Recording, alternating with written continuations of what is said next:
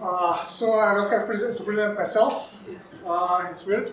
I am Ilja. I have been in OpenStreetMap for quite a long time, and I have made talks for everything. And now I'm less in maps and more in bicycles.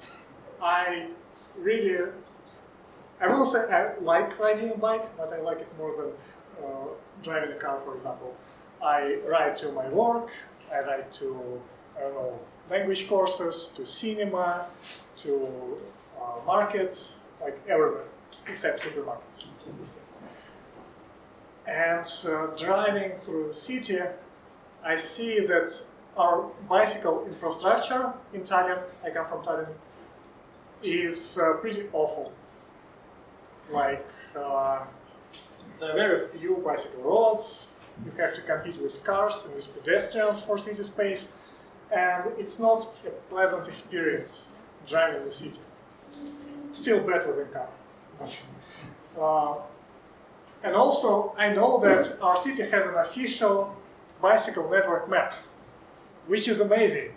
It's those green lines cover the entire city. They form a network. You can get from any point to another point. Like, it looks great. It serves as a basis for decisions in the city, and other countries look at it, at the map of bicycle infrastructure, and think, I think we can give Tallinn the title of Green Capital of Europe for some reason. Nice. This map lies, obviously, like most of the official maps. When you start driving it, you can see stuff like this. This is an official bicycle way. You can see tight spots for bicycle ways. In winter, it's even harder, and it's not always safe using those bicycle lanes. So everything is bad for me. So I was thinking, how can I fix that? Like, there are multiple approaches. Well, always, if I see something wrong, I go and fix things. So what could I do? Well, I'm a cartographer. I could make a map. It will solve everything, right? Maybe I could make a map for people to know where it's safe to drive instead of using the official bicycle routes. Something like this.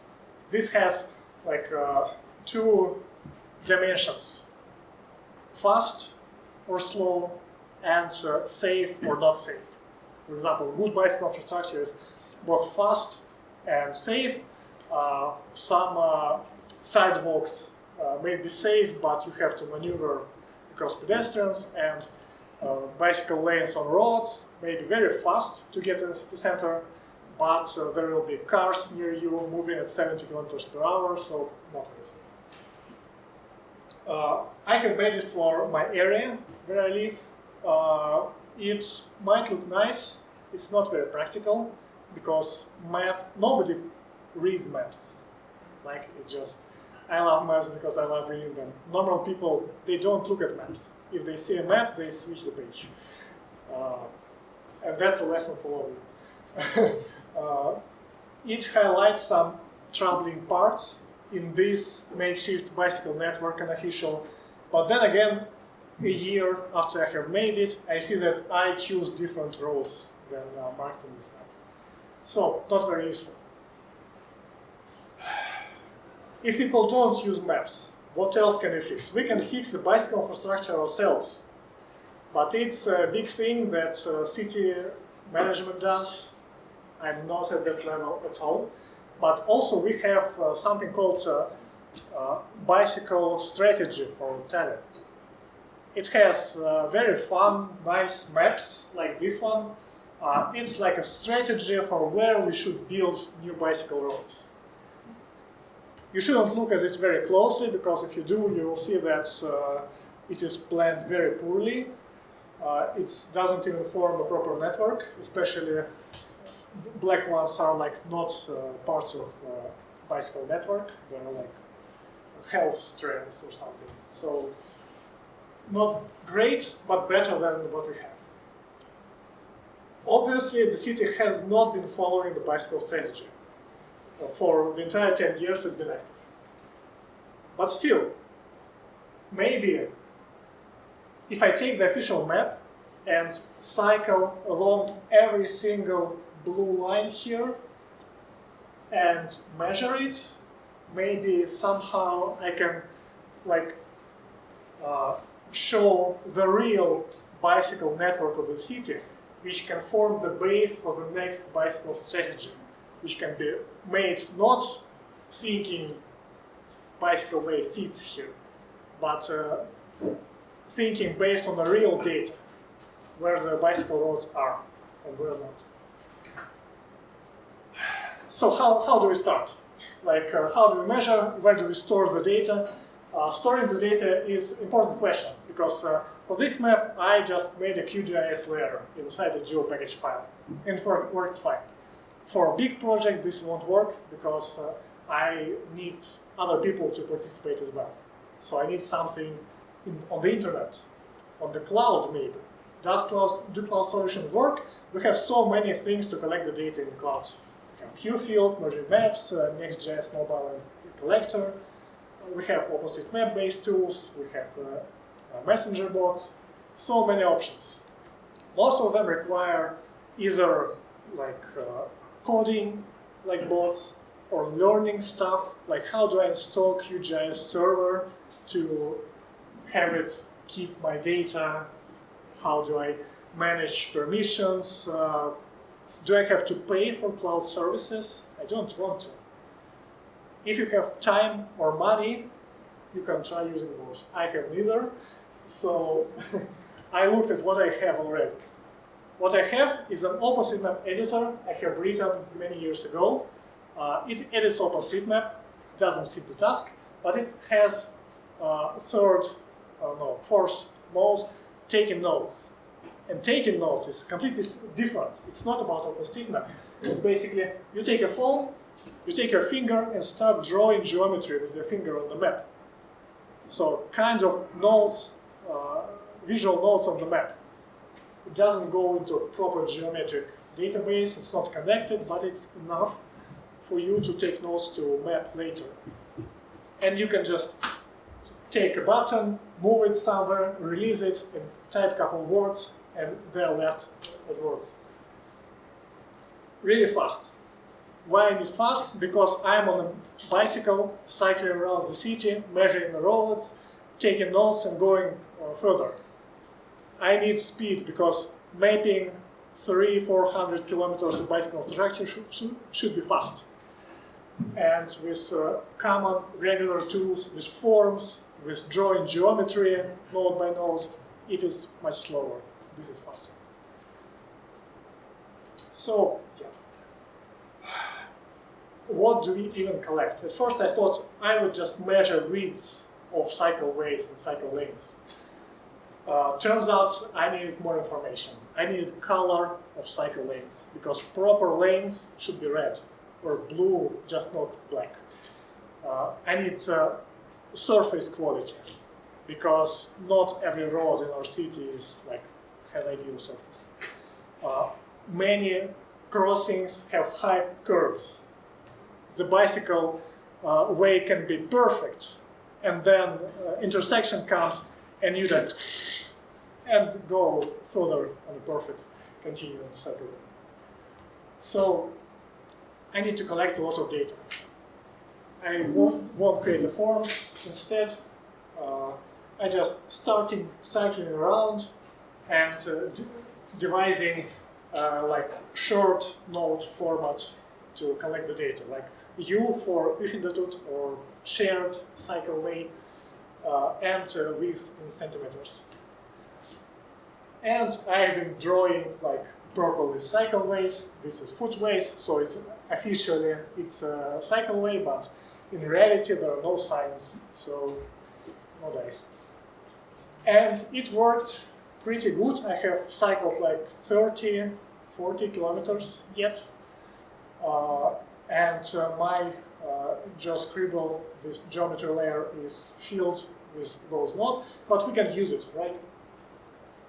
So the next question is how do we put it into OpenStreetMap so it's conflated with the actual data? Yeah. So the problem is I haven't been collecting the data the same way people on OpenStreetMap, regular people think about it. Because, for example, for cycleways, I do not measure the entire width. I just measure the narrowest passage on the entire cycleway. It can be like a great half a kilometer, 4 meter wide sidewalk, like shared cycleway. But if there is a post in the middle, a mast with lighting, then just 2 meters, not 4. People on OpenStreetMap will object to that. They already had. So, because OpenStreetMap, it tries to reflect the real world. A real world is more complex than any mapping schema you can imagine. Like people who are constrained by the data model maybe know this. OpenStreetMappers know it best. We don't have consensus for mapping virtually nothing. There are so many nuances in different cities, in different countries, different languages, like all those things and many more can be mapped differently. So, for example, cycleway widths, I thought what I can do, and for some attributes I just took the nuclear option, any text you like, because in OpenStreetMap attributes are just pairs of strings, and you can use any strings you like, actually. Some of those will not be usable, as Thomas explained, in actual applications, but that doesn't matter to me. I just use OpenStreetMap as a storage for this cycleway data. In the future, other people might start using it. So I spent a couple days and came up with a complex tagging schema. You don't have to read it, it's stupid. Which basically all the things I need to collect, all the things I need to put on the map. Having learned that, having discussed it with the community, having got some rage for a couple of days and then calm down and choose another tags and stuff like that, because community can be very tough sometimes. What do we do now? I open SHTOSM, OpenStreetMap editor, add satellite imagery, add GeoScribble layer with nodes I have collected, download OpenStreetMap data, filter it by highways, and start mapping collected nodes onto the actual geometry in OpenStreetMap, onto actual roads. Like, geometry is already there. Our cities everywhere, not just Tallinn, are pretty well mapped with regards to bicycle infrastructure, because there are so many cyclists in OpenStreetMap. They're just missing attributes. So I have started adding those collected attributes one by one. Like check date, all the widths, all the surfaces, colors, like segregated, and so on and so on. This is very daunting task. There are so many attributes, and typing them one by one, it takes very long. So this is an entirely different story, but for that we have presets, adding that with a button. I just tap a button and choose some values, and it works. It looks simple, but it took a couple of days because, as always, there is something missing in our software. As always, you have to code, whether using JOSM or QGIS or web server or anything. You will come to a point when you have to open your code editor and code a plugin or something. It's just the nature of GIS in general. So the data is in OpenStreetMap. Can I view it? Like Thomas mentioned, like what's the point of entering the data if you cannot even see it? And all bicycle-related layers for OpenStreetMap, they only show official data. Official cycling routes, or like general understanding of all the cycling segments you can find on OpenStreetMap. Not useful for my case. So I had to create a map myself, as always. We have one thing called MapTiler. MapTiler is a library for vector tiles and for everything. And I had some earlier projects, for example, 15-minute city, which basically I copied JavaScript files and edited a bit, keeping everything else, so I don't spend much time on it. So MapTiler enables really nice showing stuff on the interactive map. It works with vector tiles. Vector tiles are two things. First thing is style, how things are displayed. Like for editing style, there's Maputnik. It's a style editor, also provided by MapTiler guys. It's looks as an editor. It's very glitchy. It loses the data. It's hard to work with and not intuitive. For documentation, you have to go to Mapbox for some reason, but it gets the job done. I have downloaded style file in JSON, which you cannot do for many proprietary style editors. The second thing vector tiles are other data. Where do we get the data? Typically is a script that converts GeoJSON to vector tiles. Really simple stuff. You don't even have to configure it. And GeoJSON is excellent in that you can process it with, for example, Python or anything else. Especially GeoJSON lines, which is a special format where each feature is on a separate line. There's no feature collection, if anybody of you knows what GeoJSON is. So I could just take raw tags from OpenStreetMap that I have mapped, process them into something more suitable for displaying, because, for example, one road can have two lanes on both sides, and those have to be different geometries because they have different attributes. I process it into a GeoJSON for typical array. Where do I get GeoJSON of raw data? There's an excellent OSM tool that converts like binary OpenStreetMap files to anything. It's like one-stop shop for everything. Cutting the data, filtering by tags, exporting GeoJSON. Really excellent stuff. If you need OpenStreetMap data, OSM is like the second thing you will go to. The first thing you will go to is GeoFabric, where you download the raw binary data. So I have set up this pipeline on my €4 server, and every night it updates the data and publishes an interactive map of all marked infrastructure in Tallinn, which looks a lot, except I haven't checked a lot. The second layer is missing attributes, things where I haven't yet reached, where there's an unknown width or other things. So comparing these two, you can see what I have measured. So, having started collecting data, we know that our community is very lively, and you know OpenStreetMap. The first thing people learn about OpenStreetMap is that anybody can edit. There is no validation, no moderation, nobody can value almost. You can log in and make like the data anything you like, break everything, remove everything that I have collected. How do I protect against that? Like, how do I simplify the work of finding changes? It's really simple. You have seen my pipeline. It has GeoJSON in the middle. So I basically, every day, when I get new data and old data, I calculate the difference and store it into a file. Right now, it has like regular textual descriptions of what have changed, not very useful, because just numbers. So the thing to visualize changes on the map is still work in progress. I can assure you. Sorry.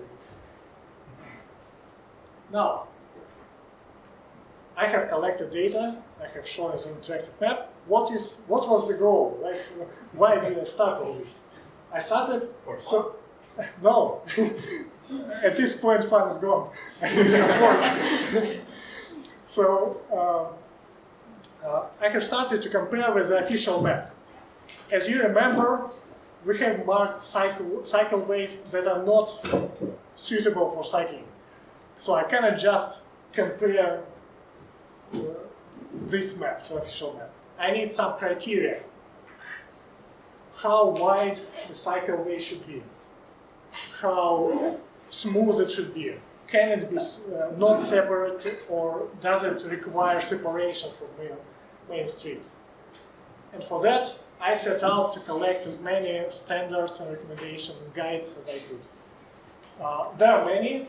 I have used only a few of them from United Nations, from European Cyclist Foundation, some city guides, like from Oslo, and some others. And somebody even sent me the Estonian standard, which I haven't yet read, but can be used as well. And what unites all the standards, that actually there is no single criteria, no single requirement for all the cycleways. They all split cycleways into categories, like basic, very local cycleways you use to go to your school or to your shop, like main roads, which you use to go somewhere further to near a station, and cycle highways, which cover the entire city with a great speed. We don't have highways in Tallinn, so I skip that. But basically, I took two categories, basic and main. And for those categories, those standards define minimum width and other properties that should be there. So they actually depend on where exactly the cycleway is located. And I cannot know whether the route requires what the amount of bikers will be using the road. I am not doing a planning, I'm just collecting this data. So, this is only one. So I went back to coding and written quite a lot actually, logic to determine from the things we know, like width, like smoothness, like color,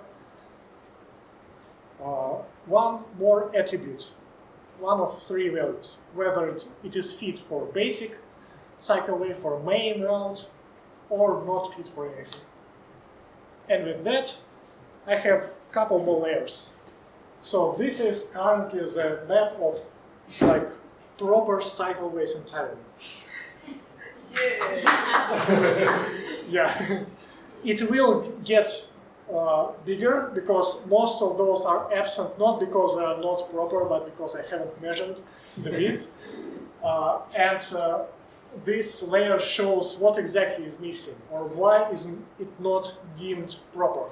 If you zoom in, you can see not wide enough, or not red for a lane, or smoothness, surface quality is bad. So everything is explained, and we got a map which we can compare with the official map of cycleways. And that is basically the thing I have today. But it's not the end of the work. As I mentioned, I have measured around 30 kilometers out of roughly 300, maybe even more, because the official map was done in 2017 and hasn't updated since. So it actually has a bit more cycleways. So the work continues, and obviously I need help. And probably you cannot help me because I need to engage local cyclist community. And engaging local cyclist community is hard.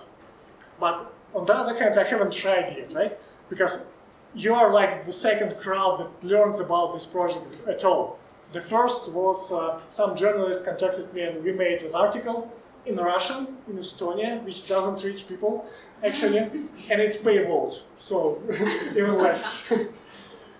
So really nobody knows yet, so I need to start somehow, and to start I need to, this is currently the website, how it looks for this thing, and it should be in Estonian, and it should have all the instructions and stuff, and it all should be in Estonian. I'm not very good this language, so I'm procrastinating it until the last moment, but like this will be the first step.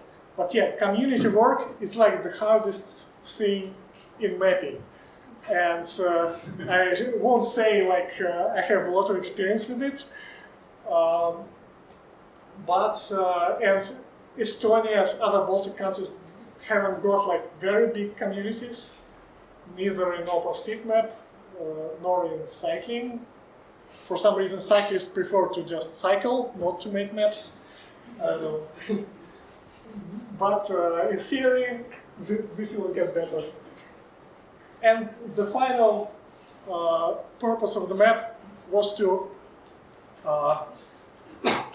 affect the next bicycle strategy of Tallinn. Because the current one, next year it will be obsolete. And this is the time where they're preparing the next one.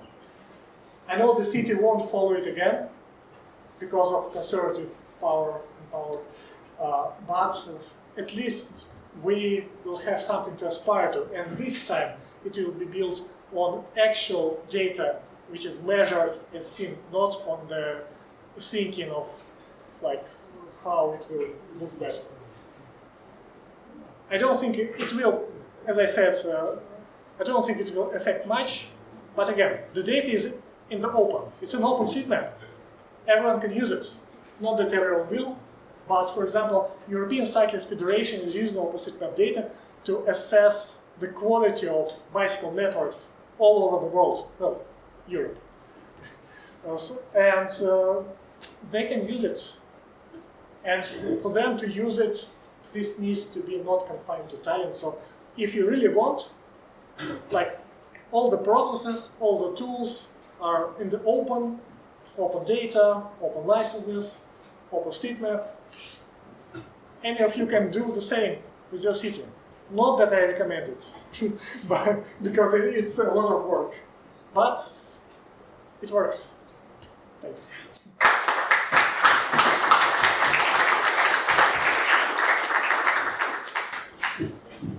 So, we have 2 minutes, but okay, one question. Have you talked to the municipality of Tallinn about this work of yours? I emailed them about the official map, whether they have updates, what the status of it and stuff, and I got an answer that that map was created 9 years ago, and nobody is working on it, and people are not really interested. So I'm just doing it grassroots, not from top down, but from down. I think you can try, usually at least in Vilnius, there are some prominent cyclists in municipalities, so you need to contact them and talk to them not via email, but exactly. I'm going there. Like our cycling group is very active in the political way. We gather every Wednesday and we're planning stuff. The problem is cycling activists have their own things to do. One is creating the database of all the construction in the city. Another is like went to municipality and deals with detailed planning plans. So everyone has things to do. So it's easy to find activists. It's hard to find activists that is not active in some way. So yeah. Okay. Thank you, everyone.